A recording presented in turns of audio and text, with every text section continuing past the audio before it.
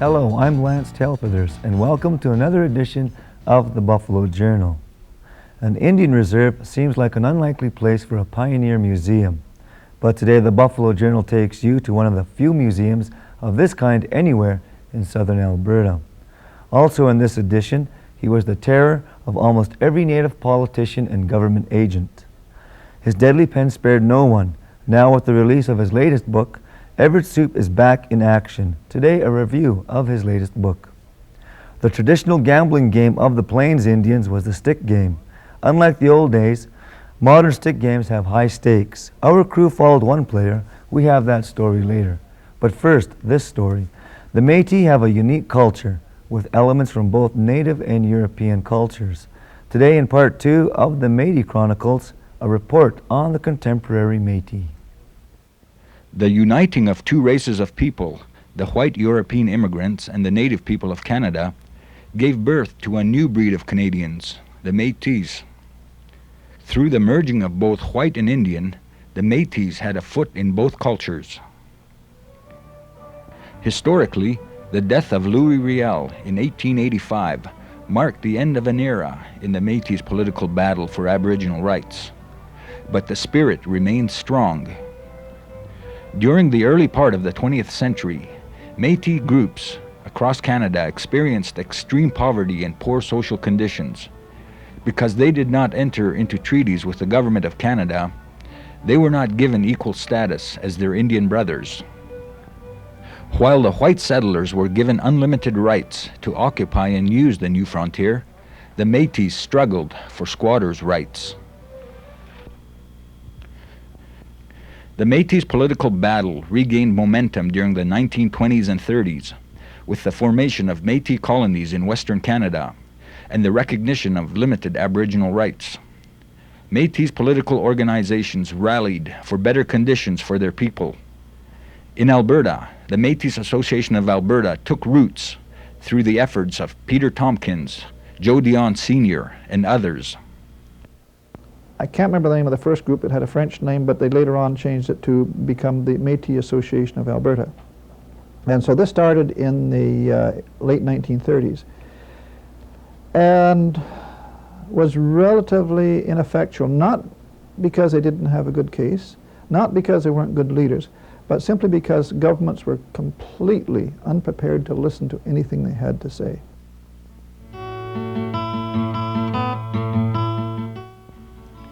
Despite the unwillingness of the government to grant them land and Aboriginal rights, the Métis continued to organize politically.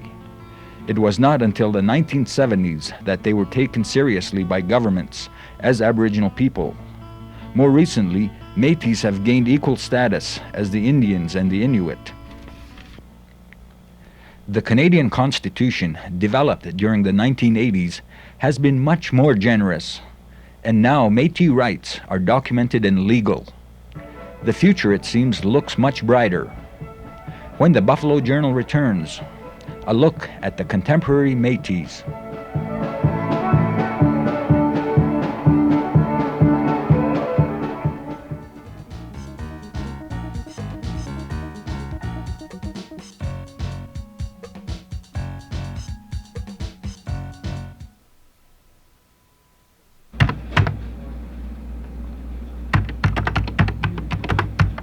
The Métis heritage is a rich and colorful story, and through the hard times it has been there.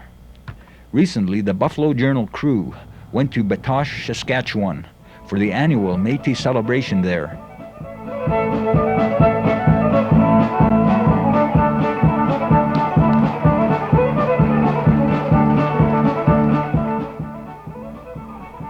The colorful heritage of the Métis comes in abundance during their 4-day extravaganza. Ironically, at the last stand of the Métis uprising of 1885, Batoche has become a rallying point for Métis culture. Throughout the celebration, both young and old lived the music and dance passed down to them since Riel's time. And if you ever want to see jigs and reels performed the way the Métis do it, Batoche is the place to go.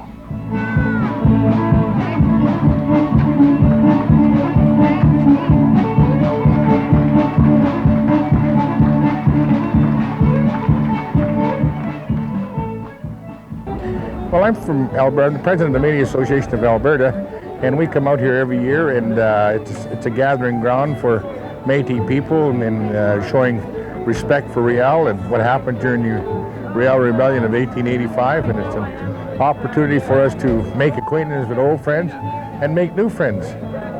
And we feel that you know, this type of who was started by, I believe, the leadership of Jim Sinclair 20 years ago, has started this, and it's been a good event ever since. It's a very positive event, and it's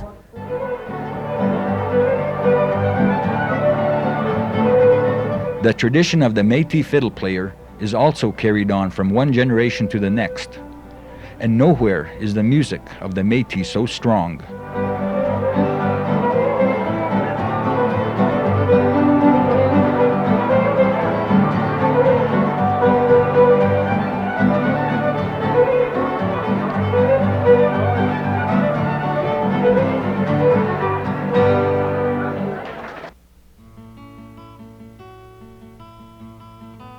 Only a few kilometers away at the Batoche battlefield, now a national park, there is little indication of the heroic struggle of the Métis back in 1885.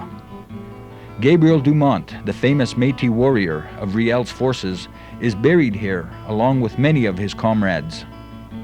One can sense the dismay these people must have suffered when they became overpowered by government troops. The old mission still stands the way it did during the Métis uprising, probably one of the few places where one can actually see physical evidence of the Métis history. Here at Batoche, Matey heritage is enshrined for the rest of Canada to see. Next on the Buffalo Journal, we see a rare antique collection.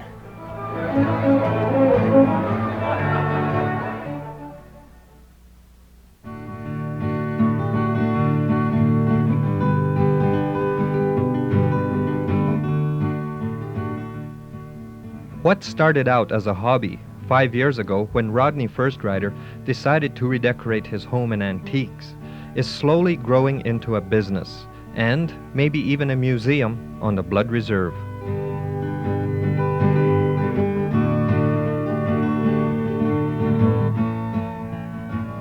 After 5 years of collecting historic items, Rodney had to construct this 3-building western town to house them.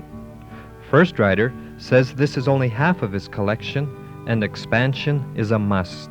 Like I said, it's a hobby. Some of the stuff we can sell, but I think most of it will be in here and will stay. And what we're going to do eventually is turn it into a museum. Then this particular building, which makes it very unique, is the flooring, the inside, the ceiling are all from the St. Paul's Residential School. We salvaged the material and this is what we used. The windows, the doors are also from St. Paul's Residential School. So the materials are almost 75 years old.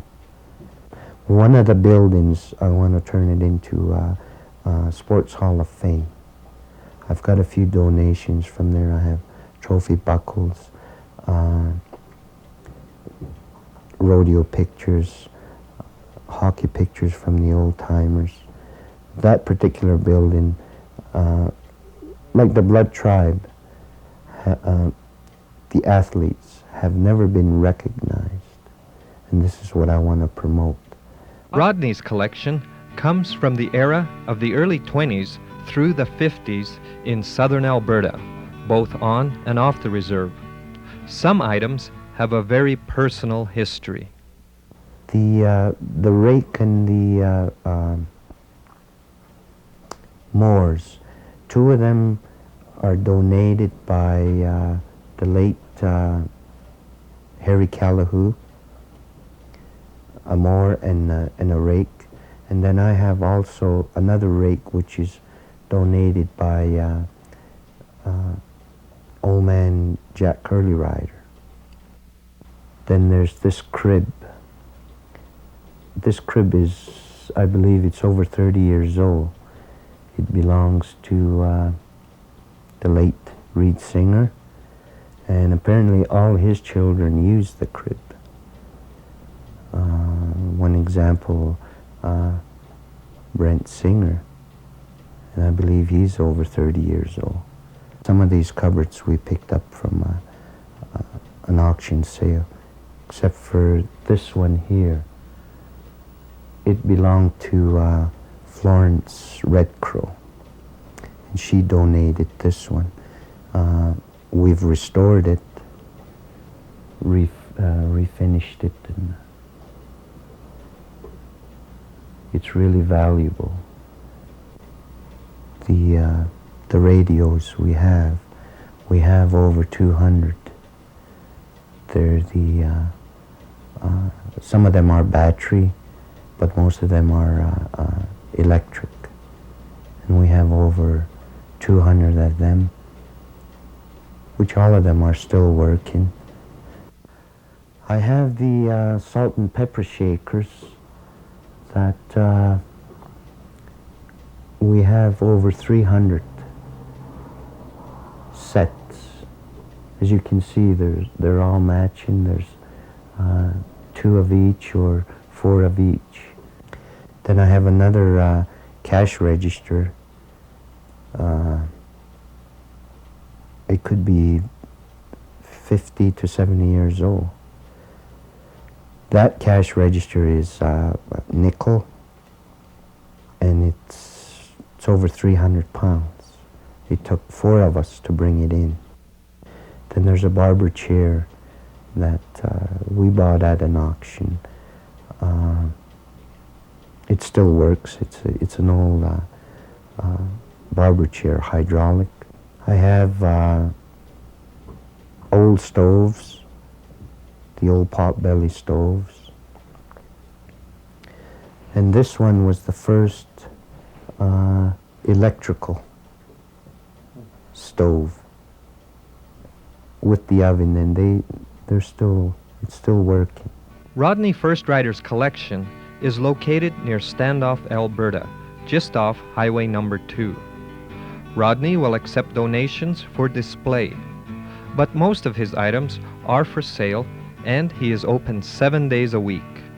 Rodney has had visitors from all over North America and invites the public to come and share some of the past of southern Alberta.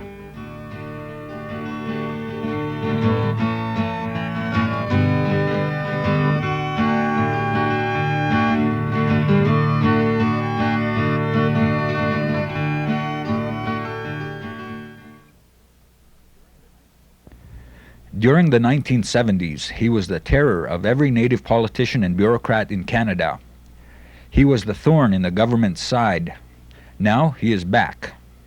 Everitt Soup, the native writer and cartoonist, has written another book. I See My Tribe Is Still Behind Me is a collection of some of his best work. I don't think I ever had a mission that I was out to try accomplish, other than I think maybe what's more important was what motivated me to do the cartoons and the satirical writing. And I think it's primarily that I was very bitter and angry at the treatment of Indian people. I think very often people are somewhat surprised when they meet me, that they often see me as a humorous person in writing and in doing cartoons, but in real life that I'm a grouching and miserable guy, because I guess I'm somewhat angry at the treatment of primarily what Indian affairs, the policies of the government that are so degrading to the native people. They have tried everything in their power to hinder us from progressing. They tell us to do one thing, they make us stop, and they give us a new direction. We can overcome all these obstacles, but they continually put them up and frustrating us. And I think it's that anger that needs an outlet. And I think writing stories that are very angry, people do not read them. So I tend to use humor so I can get that anger and bitterness across without really being bitter, but portraying it in a humorous fashion. For nearly 15 years, Soup was known as the ruthless critic of politicians and public figures, whose unique satires graced the pages of Kainai News. Like a recurring nightmare, many of the cartoons and articles have been resurrected to once again haunt the readers as they did almost a decade ago. The book is a potpourri of Soup's work. But I think my focal point is almost always on the little men on the reserve, the people that have no power and have no influence of any kind. They're not in council, they're not in administration, they're the ones that are totally frustrated. But I think they are the very people that I also admire very much, because these people are, to me, without doubt, the greatest survivors. No matter how bad things are, the Indian people, no matter which reserve it is I go to, have a tremendous sense of humor and ability to laugh. In his many articles and cartoons, Soup spared no one from the ravages of his pen. He did not hesitate to kick the butts of inept native leaders and administrators, or to shed an exposing light on the archaic and often counterproductive policies of the Department of Indian Affairs. I think what is unique about our band politics is that it's terrible, not because we've got terrible counselors, but policies are made by Indian Affairs, and really our governments, our tribal councils, are only complying to what Indian Affairs has set for them to do. They set the agenda, and they more or less have to follow, otherwise they will penalize and not receive their money. So it is all along, ever since Indian Affairs have been in control of us, actually all we've ever had is puppets that are council. They're more or less rubber stamping. It was often the deplorable conditions of Indian reserves and native communities that were the source of his satires. But through it all, he was making important statements about the world from the perspective of the common Indian, who seemed helpless against a callous bureaucracy. The impact of his literary work is unprecedented to this day. Soup's book is available through Maccabees of Lethbridge, the Indian News Media, and the Glenbow Museum.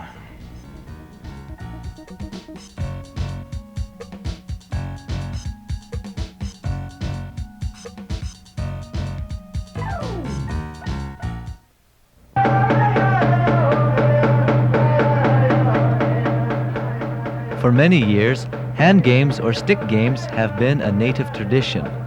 It's a guessing game of some sort in which players try to guess which set of bones that the other opponent is hiding in their hands.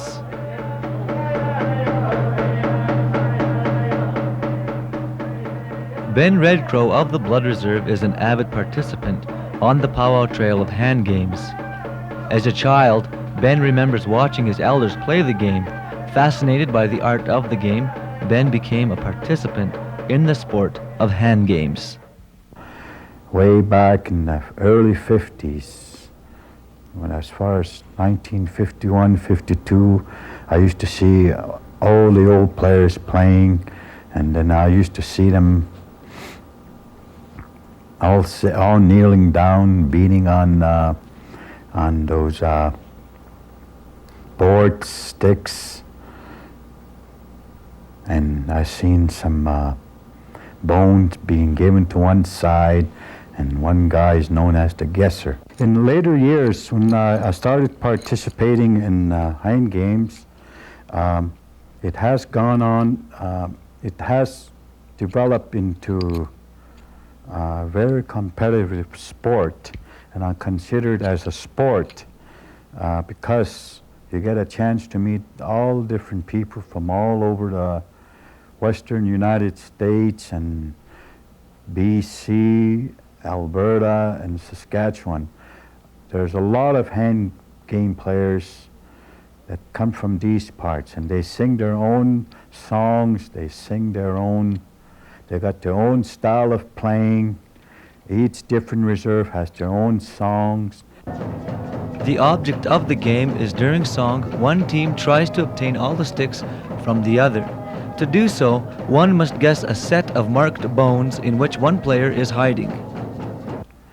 The way you play the modern day game of hand games is that it's still pretty well in the same line. You've got two sets of bones. This is your one with striped bones is the one you don't want to guess. The white one is the one you guess all the time. Is you have to try and get this one here, because if you don't learn how to guess on the white one, then you lose a lot of money, because there's a lot of money at stake when you're playing high class and high gambling in hand games. Each team has its own set of bones. There are 10 sticks. Like, you have different markings on them. You notice these are all, they got a solid marking, and then the other 5 are, these other 5 are the other set. And an 11th stick, which is usually bigger or sometimes smaller, is known as the kick stick. It determines which team sings and guesses first. The way it is obtained is the guesser of each team tries to guess which bone is in which hand of the other team, like that of a rally for serve in the sport of ping pong. After bets are placed, the game begins.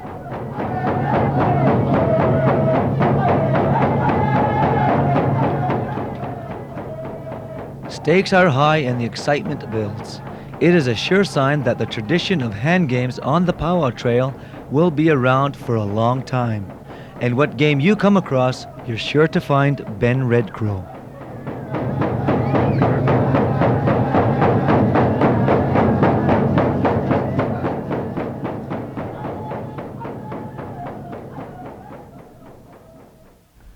In the last edition of the Buffalo Journal, we asked you this question. What city in southern Alberta is named after an Indian legend? Medicine Hat, a city in the southeastern corner of Alberta, is named after a Blackfoot legend. A sacred headdress can be seen in the rocks near Samus, the present-day city of Medicine Hat. Today's trivia question is this.